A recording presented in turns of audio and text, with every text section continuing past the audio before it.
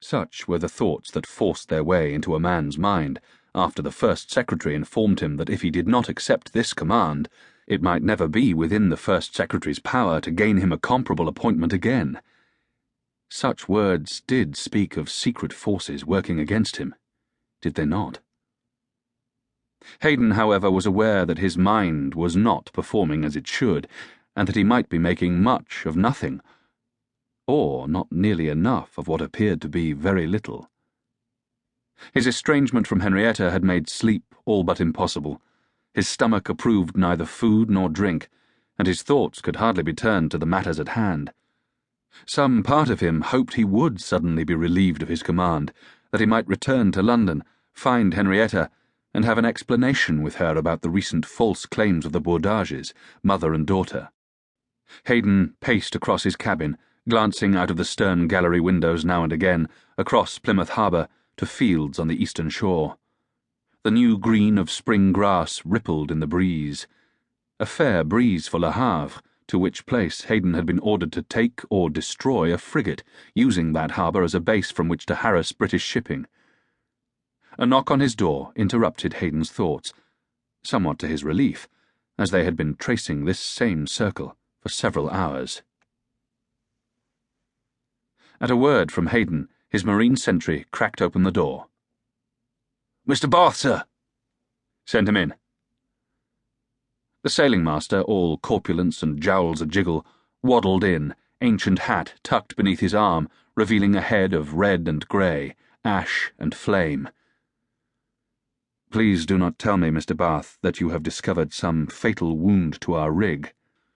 "Our rigging is all in order, sir, most perfectly so, and our sails are bent and ready to loose. But—" The sailing master hesitated. "Do complete your sentence, Mr. Bath.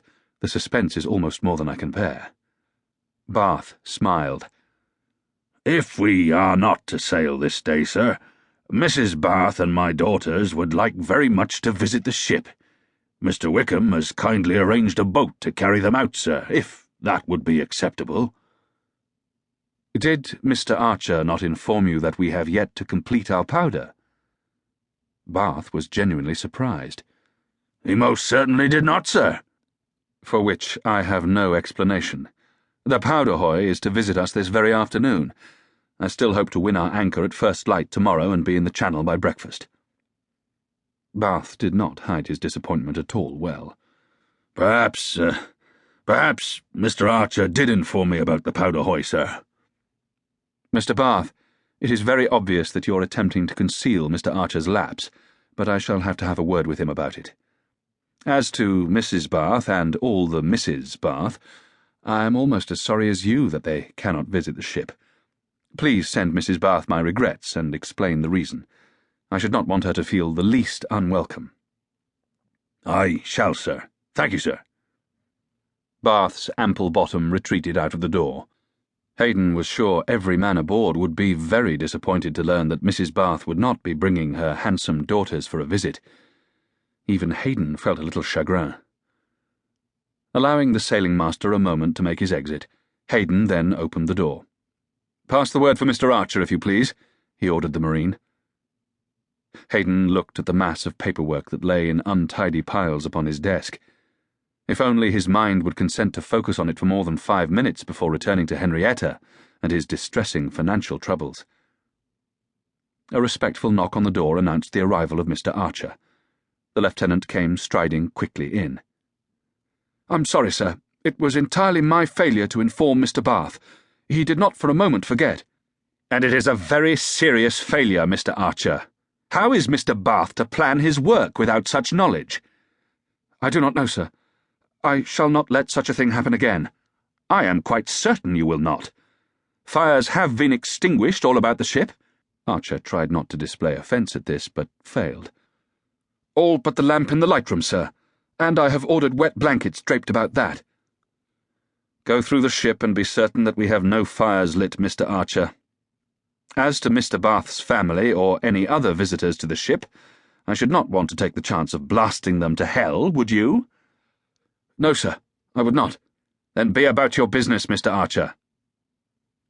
The lieutenant went stiffly out. Although Hayden did not enjoy the role of angry captain, he had come to the belief over the years that the occasional upbraiding kept young officers on their toes and alert to their duties. It had certainly had that effect upon him. Archer's pride would be stung for a day or two, but Hayden was certain he would get over it, and be better for it as well. There was a small part of Hayden that wondered if he was merely being peevish, a result of his own distress and anxiety about his personal and professional life, and this thought was not easily dismissed. He was peevish, he knew. The slightest thing sent his choler soaring. But then Archer's mistake was fairly grave, and could not have been passed over without comment. He bloody well should.